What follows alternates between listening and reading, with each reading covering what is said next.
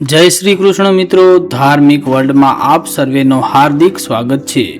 હિન્દુ ધર્મમાં વર્ષ દરમિયાન કુલ 24 એકાદશીઓ આવે છે અને જો અધિક માસ હોય તો 26 એકાદશીઓ આવે છે। આ બધી જ એકાદશીઓમાં સૌથી કઠિન, સૌથી પવિત્ર અને સૌથી વધુ પુણ્યદાયી જો કોઈ એકાદશી હોય તો તે છે જેઠ માસના શુક્લ પક્ષની નિર્જળા એકાદશી, જેને આપણે સૌ પ્રેમથી ભીમ અગિયારસ તરીકે ઓળખીએ છીએ। તમે બધાએ જોયું હશે કે ભીમ અગિયારસના દિવસે મંદિરોમાં અને ઘરોમાં ભગવાન વિષ્ણુને વિશેષ રૂપે કેરી એટલે કે આમ્રફળનો થાળ ધરાવવામાં આવે છે। પણ શું તમે ક્યારેય વિચાર્યું છે કે આટલી કાળઝાળ ગરમીમાં જ્યારે આપણે પાણીનું એક ટીપું પણ નથી પીવાનું, ત્યારે ભગવાનને કેરીનો જ પ્રસાદ કેમ ધરાવવામાં આવે છે? આજના આ ખાસ વિડીયોમાં આપણે માત્ર પૌરાણિક કથાઓ જ નહીં, પરંતુ આપણી લોક પરંપરા, આયુર્વેદિક અને વ્યવહારિક કારણો વિશે ઊંડાણપૂર્વક ચર્ચા કરીશું। સાથે જ પૂજા અને દાન કરતી વખતે આપણે કઈ એવી સામાન્ય ભૂલો કરીએ છીએ જેનું નિવારણ કરવું ખૂબ જ જરૂરી છે તે પણ જાણીશું। તો વિડીયોને અંત સુધી જરૂર જોજો। દોસ્તો, હવે આવીએ આપણા મુખ્ય પ્રશ્ન પર। ભીમ અગિયારસના દિવસે ભગવાન વિષ્ણુને, કૃષ્ણ કનૈયાને વિશેષ રૂપે કેરીનો થાળ કેમ ધરાવવામાં આવે છે? આની પાછળ 3 મુખ્ય કારણો છે। 1. ધાર્મિક અથવા તો લોક પરંપરા, 2. વ્યવહારિક કારણ અને 3. ઋતુચર્યા અથવા તો આયુર્વેદ। પ્રથમ વાત કરીએ ધાર્મિક અને લોક પરંપરાની, તો ભારતીય સંસ્કૃતિનો એક સુવર્ણ નિયમ છે, જે ઉત્તમ છે તે ઈશ્વરને અર્પણ કરો। જેઠ મહિનો એટલે ઉનાળાની ચરમસીમા। આ સમયે પ્રકૃતિ આપણને ફળોનો રાજા કેરી ભેટમાં આપે છે। આપણી પરંપરા મુજબ ઋતુનું જે સૌથી શ્રેષ્ઠ અને મીઠું ફળ હોય તે સીધું આપણા મોઢામાં જવાને બદલે પહેલા ભગવાનના ચરણોમાં જવું જોઈએ। ખેડૂતો અને આંબાવાડીના માલિકો માટે કેરી એ માત્ર ફળ નથી, પણ તેમની આખા વર્ષની મહેનત છે।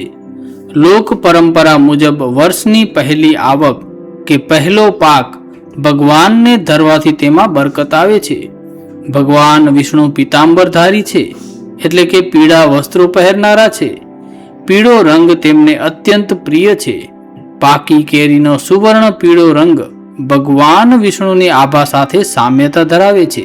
મિત્રો, ત્યારબાદ વાત કરીએ તો આયુર્વેદિક અને ઋતુચર્યાનું કારણ વિશે। આપણા ઋષિમુનિઓ બહુ મોટા વૈજ્ઞાનિકો હતા। તેમણે ધર્મને સ્વાસ્થ્ય સાથે બહુ સુંદર રીતે વણી લીધો છે। જેઠ મહિનામાં ગરમી તેના સર્વોચ્ચ સ્તરે હોય છે, લૂ વાતી હોય છે।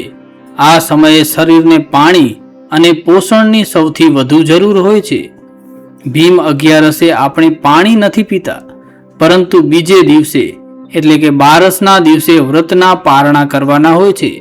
ત્યારે ખાલી પેટે સીધું ભારે અન્ન ખાવા કરતાં રસદાર, ઘડ્યા અને જળ તત્વથી ભરપૂર ફળો ખાવા શ્રેષ્ઠ છે। ભગવાનને ધરાવેલી કેરી જ્યારે પ્રસાદ તરીકે વહેંચાય છે, ત્યારે તે ગરમીમાં લોકોના શરીરને શીતળતા અને પોષણ આપે છે। આયુર્વેદ મુજબ પાકી કેરી પિત્ત શામક છે અને બળવર્ધક છે। ત્યારબાદ વાત કરીએ તો સામાજિક અને વ્યવહારિક કારણ। નિર્જળા એકાદશીનો સૌથી મોટો સંદેશ છે દાન। જ્યારે તમે પોતે તરસ્યા છો, ત્યારે બીજાની તરસ અને ભૂખ તમને બરાબર સમજાય છે। આ દિવસે માટલા, પંખા, છત્રી અને રસદાર ફળો જેમ કે કેરીનું દાન કરવાનો વિશેષ મહિમા છે। વ્યવહારિક દ્રષ્ટિએ જોઈએ તો ગરીબ અને જરૂરિયાતમંદ લોકો, જેઓ મોંઘી કેરી ખરીદી શકતા નથી, તેમના સુધી આ ઋતુનું શ્રેષ્ઠ ફળ પહોંચાડવાનું માધ્યમ આ તહેવાર બને છે। મંદિરમાં જ્યારે હજારો કિલો કેરીનો મનોરથ થાય છે, ત્યારે તે પ્રસાદ સ્વરૂપે સમાજના દરેક વર્ગ સુધી પહોંચે છે। મિત્રો, પરંપરાનું પાલન કરવું સારી વાત છે, પરંતુ આજના આધુનિક સમયમાં અજાણતા જ આપણે કેટલીક એવી ભૂલો કરી બેસીએ છીએ જે પુણ્યને બદલે નુકસાન પહોંચાડે છે। ચાલો જોઈએ ભીમ અગિયારસ અને કેરીના પ્રસાદને લઈને આપણે કઈ ભૂલો કરીએ છીએ અને તેનું વ્યવહારિક નિવારણ શું છે? મિત્રો, આજે બજારમાં ઝડપથી નફો કમાવા માટે કેરીને કેલ્શિયમ કાર્બાઇડ કે ઇથિલિન ગેસથી પકવવામાં આવે છે. આપણે જ્યારે બજારમાંથી આકર્ષક દેખાતી પણ ઝેરી કેમિકલવાળી કેરી લાવીને ભગવાનને ધરાવીએ છીએ અને તે જ પ્રસાદ આપણે અને આપણા બાળકો ખાઈએ છીએ, તો તેનું નિવારણ શું છે? પ્રસાદ માટે હંમેશા આંબા પર પાકેલી એટલે કે શાખની અથવા તો ઘાસ કે કોથળામાં કુદરતી રીતે પકવેલી કેરી જ ખરીદવાનો આગ્રહ રાખો. ભગવાન તમારો ભાવ જુએ છે, દેખાવ નહીં. જો કુદરતી રીતે પાકેલી કેરી નાની કે થોડી લીલી કેરી હશે તો પણ ભગવાન સ્વીકારશે. ઝેર ધરાવીને પાપના ભાગીદાર ન બનો. બીજી ભૂલની વાત કરીએ તો લોકો મંદિરોમાં તો હજારો રૂપિયાની કેરીના ટોપલા મૂકી આવે છે, પરંતુ પોતાના ઘરની બહાર બેઠેલા ગરીબ શ્રમિક કે અનાથાશ્રમમાં કોઈ દાન નથી કરતા. સોશિયલ મીડિયા પર ફોટા મૂકવા માટે જ દાન થાય છે. મિત્રો, તમે તમારી ભક્તિનું સમતોલન જાળવો. ભગવાનના ચરણોમાં અર્પણ ચોક્કસ કરો, પરંતુ સાથે સાથે જે સાચા અર્થમાં જરૂરિયાતમંદ છે તેમને પણ તાજા ફળો અને શુદ્ધ જળનું દાન કરો. નારાયણ તો ગરીબો એટલે કે દરિદ્ર નારાયણમાં પણ વસે છે. ત્રીજી ભૂલની વાત કરીએ તો ઘરમાં જ્યારે કેરીનો રસ બનતો હોય કે કેરી આવતી હોય ત્યારે ઘણીવાર અજાણતા જ તેને ચાખી લેવાય છે, એટલે કે તે એંઠવાળું થાય છે અને પછી વધેલું ભગવાન સમક્ષ મૂકવામાં આવે છે. મિત્રો, આ લોક પરંપરાનું અપમાન છે. હિન્દુ ધર્મમાં ભગવાનને હંમેશા અકબંધ અને શુદ્ધ વસ્તુ ધરાવવાનો નિયમ છે. સૌ પ્રથમ ભગવાનનો થાળ કાઢી લો, અન્ન જળ અર્પણ કરો અને ત્યારબાદ જ પરિવાર સાથે ભોજન ગ્રહણ કરો. ત્યારબાદ ચોથી ભૂલની વાત કરીએ તો નિર્જળા એકાદશીના દિવસે લોકો પાણી નથી પીતા, પરંતુ આખો દિવસ અન્યની નિંદા કરે છે, ગુસ્સો કરે છે કે મોબાઈલમાં સમય બગાડે છે. એકાદશીનો અર્થ થાય છે 10 ઇન્દ્રિયો એટલે કે 5 જ્ઞાનેન્દ્રિય અને 5 કર્મેન્દ્રિય અને 11મું મન. આ 11 પર કાબુ મેળવવો. માત્ર પેટને ખાલી રાખવાથી વ્રત પૂરું થતું નથી. મનમાંથી ઈર્ષ્યા, ક્રોધ અને અહંકારનો ત્યાગ કરવો એ જ સાચી એકાદશી છે. મિત્રો, હવે પૂજા અને દાનની સાચી વિધિની વાત કરીએ તો જો તમે ઘરે જ ભગવાન વિષ્ણુ કે તમારા ઈષ્ટદેવને કેરી ધરાવવા માંગતા હો તો તેની અત્યંત સરળ પણ ભાવપૂર્ણ વિધિ જાણી લો. સવારે વહેલા ઉઠી સ્નાન કરી સ્વચ્છ વસ્ત્રો ધારણ કરો અને હાથમાં જળ લઈને વ્રત કે પૂજાનો સંકલ્પ લ્યો. એક માટીનો નવો ઘડો અથવા તો માટલી લો, તેમાં શુદ્ધ જળ ભરો. ભગવાન વિષ્ણુની મૂર્તિ કે છબી સામે તે જળ કુંભને મૂકો. તેની આસપાસ ઋતુ ફળ એટલે કે ઉત્તમ કક્ષાની કેરીઓ ગોઠવો. ભગવાન વિષ્ણુનો કોઈ પણ પ્રસાદ તુલસી વિના અધૂરો છે. કેરી અને જળના કુંભ પર તુલસી પત્ર અચૂક મૂકો.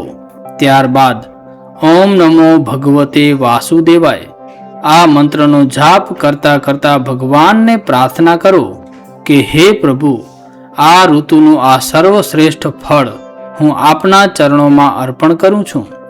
મારી ભક્તિનો સ્વીકાર કરો.